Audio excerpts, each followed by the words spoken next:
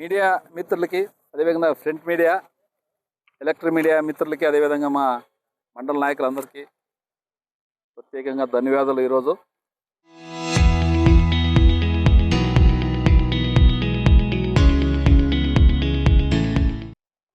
మనము రాష్ట్రంలోన తొలి సంతకమైన mega DSC గురించి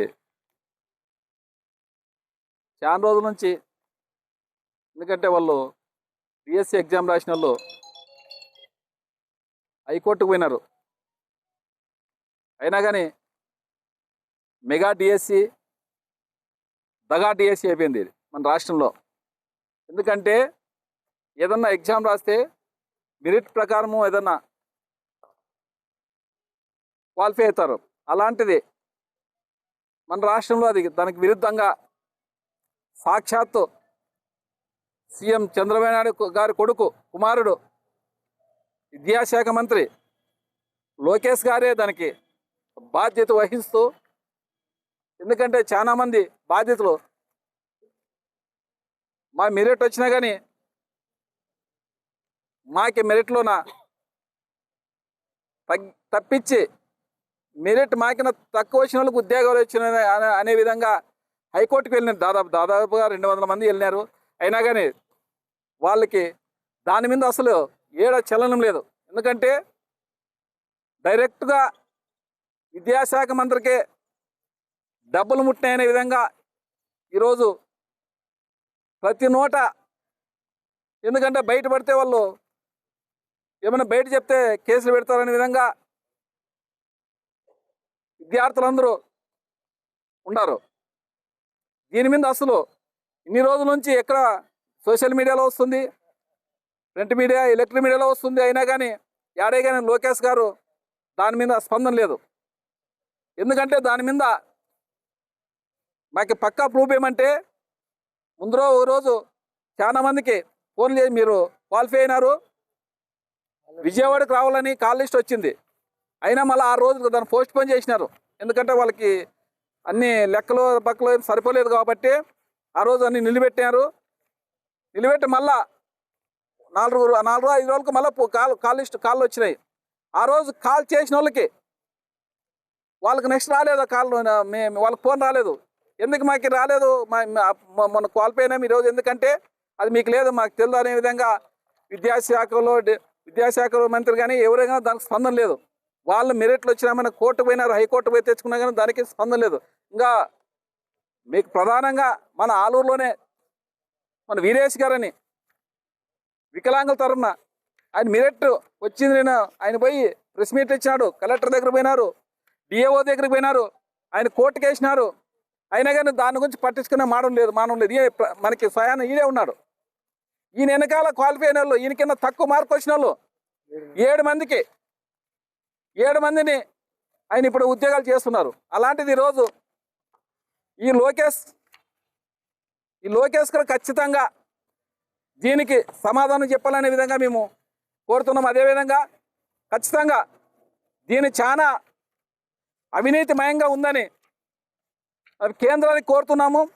ఖచ్చితంగా దీన్ని సిబిఐ ఎంక్వైరీ చేయాలనే విధంగా ఈరోజు మేము పత్రికా ముఖంగా కోరుతున్నాం. ఎందుకంటే వీళ్ళు ఏదైనా గొప్పలు చెప్పుకుంటారు కానీ చేతుల్లో లేదు. ఎంతో మేము చేసినామన్నారు కానీ చాలామంది రోడ్డును పన్నారు. మన డిఎస్సి రాసిన అక్కా చెల్లెములు అందరూ చాలామంది దాని గురించి పట్టించుకున్న నాది లేదు.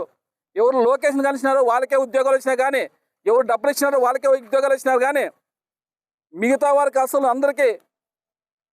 మిగతా వాళ్ళందరూ ఇంట్లో కొన్ని లక్షల మంది రాసినారు. దాంట్లోన అందరికీ ఎవరు డబ్బులు ఇచ్చిందో వాళ్ళకే ఇచ్చినారనే విధంగా మన రాష్ట్రం కోడైకి వస్తుంది. అయినా కానీ దానికి వీళ్ళు ఎవరు పట్టించుకోకుండా, ఎవరన్నా దీని గురించి ఎవరు మాట్లాడితే వాళ్ళ మీద ఖచ్చితంగా కేసులు పెడతామని విద్యాశాఖ అధికారులు మేము పేపర్లో చూసినాం. అంటే ఏది మాట్లాడినా మన రాష్ట్రంలో తప్పు జరిగిందని మాట్లాడితే పొద్దునే వాళ్ళ మీద కేసు ఉంటుంది.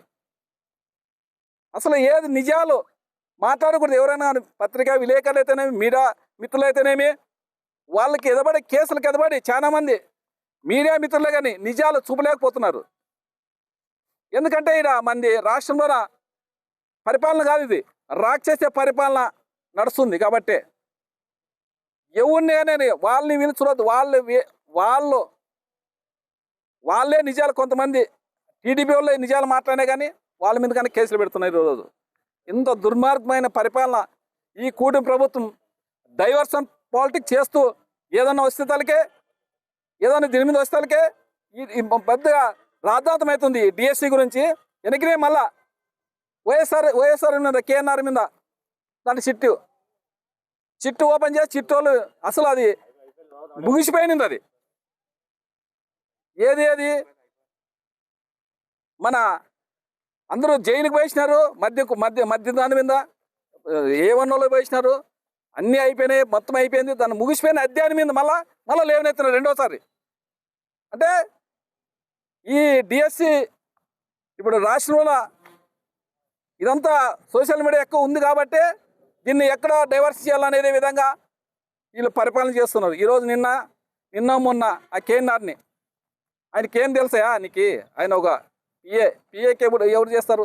ఆయనకన్నా పోయి రాష్ట్రంలో మద్యం కుంభకోణం చేసినాడా?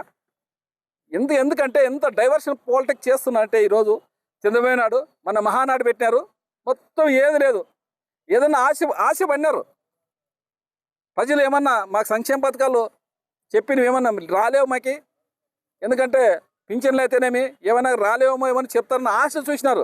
ఆ ఆశ ఏం నిరాశ అయిపోయి ప్రజల్లో ఆయన చెప్తాడు. ఎంత దుర్మార్గంగా చంద్రబాబు నాయుడు ముఖ్యమంత్రి గారు 1,00,000 మందిని పారిశ్రామికవేత్తలను చేసినాడంట చంద్రబాబు నాయుడు, లక్కాచెల్లెల్ని.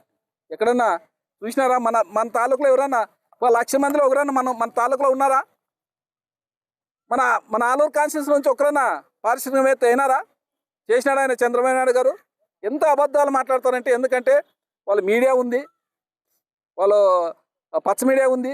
వాళ్ళు ఆయన ఏం చేస్తే ఆయన చెప్తే దానికి డబుల్ చేస్తూ తానా తందాన అనుకుంటూ వాళ్ళు చెప్తుంటారు. వాళ్ళకి ఎంత మనసు వస్తుందో మనకి ఏం అనుకున్నారో వాళ్ళు మొత్తానికి నాకు తెలియదు. కానీ ఈరోజు మేము చెప్పేది ఒకటే, మేము ఖచ్చితంగా దీని మీద ఎంక్వైరీ చేసి ఖచ్చితంగా ఇడిసే ప్రసక్తి లేదు లోకేష్ కానీ. ఎందుకంటే విద్యాశాఖ మంత్రి ఆయనే కాబట్టి మేము సిబిఐ ఎంక్వైరీ చేయాలనే విధంగా ఖచ్చితంగా మేము కేంద్రానికి మేము పంపిస్తామనే విధంగా ఈరోజు మన మీడియా ముఖంగా ఈరోజు మేము తెలియజేస్తున్నాం. క్యాండిడేట్గా అభ్యర్థి ఆస్పిరెంట్, మెగా డిఎస్సి ఆస్పిరెంట్. నేను ఎగ్జామ్ రాసినాను, క్వాలిఫై అయినాను. నాకు 84 మార్కులు వచ్చినాయి. నాకంటే తక్కువ మార్కులు వచ్చినాయి 7 మందికి. ఎక్కువ ర్యాంక్ వచ్చిన వాళ్ళకి జాబ్ ఇవ్వడం జరిగింది. వాళ్ళు ఇప్పుడు డ్యూటీలో కూడా ఉన్నారు. తర్వాత ఇవన్నీ నేను సబ్మిట్ చేసి డిఓకి, కలెక్టర్కి, ఆర్జేడీకి, తర్వాత డైరెక్టర్ ఆఫ్ ఎడ్యుకేషన్ వాళ్ళకి, తర్వాత ప్రిన్సిపల్ సెక్రటరీ వాళ్ళకి అందరికీ నేను లెటర్ పెట్టడం జరిగింది. వాళ్ళ రెస్పాన్స్ లేదు. మనకు ఆర్జేడీ నుంచి మాత్రమే వచ్చింది. మీకు వెరిఫికేషన్ చేస్తున్నాము, త్వరలో మీకు జాబ్ వస్తుందని ఫోన్లు కూడా చేయడం జరిగింది. ఓవరాల్గా చెప్పడం, నేనేమన్నానంటే నాకు రిటర్న్గా కావాలి, నాకు అపాయింట్మెంట్ ఆర్డర్ రావాలి అని అడగడం జరిగింది. కానీ వాళ్ళు మాకు రిటర్న్గా ఏ సమాధానం ఇవ్వలేదు. అందుకని మేము ఏం చేసినామంటే కోర్టుకు వెళ్ళినాము. రిట్ పిటిషన్ వేసి కోర్టు ద్వారా మేము న్యాయం కోసం పోరాడుతూ ఉన్నాము. మాకు న్యాయం జరుగుతుందని మేము ఆశిస్తూ ఉన్నాము. నాకు 84, ఈ దీంట్లో 68 మార్కులు వచ్చినాయి. నాకంటే తక్కువ మార్కులు వచ్చినాయి 7 మందికి జాబ్ రావడం జరిగింది. వికలాంగుల కోటాలో కట్ ఆఫ్ 60 మార్కులకు ఉంది. నాకు 68 వచ్చినాయి. 7 మందికి ఇచ్చినారు. వాళ్ళ పేర్లు లిస్టు కూడా అన్నీ నేను సబ్మిట్ చేయడం జరిగింది. డిఓ వారికి, కలెక్టర్ వారికి, ఆర్జేడీ వారికి అందరికీ లెటర్ పెట్టినాను. అవన్నీ కూడా మేము కోర్టులో సబ్మిట్ చేసినాము. త్వరలో మాకు న్యాయం జరుగుతుందని మేము ఆశిస్తూ ఉన్నాం.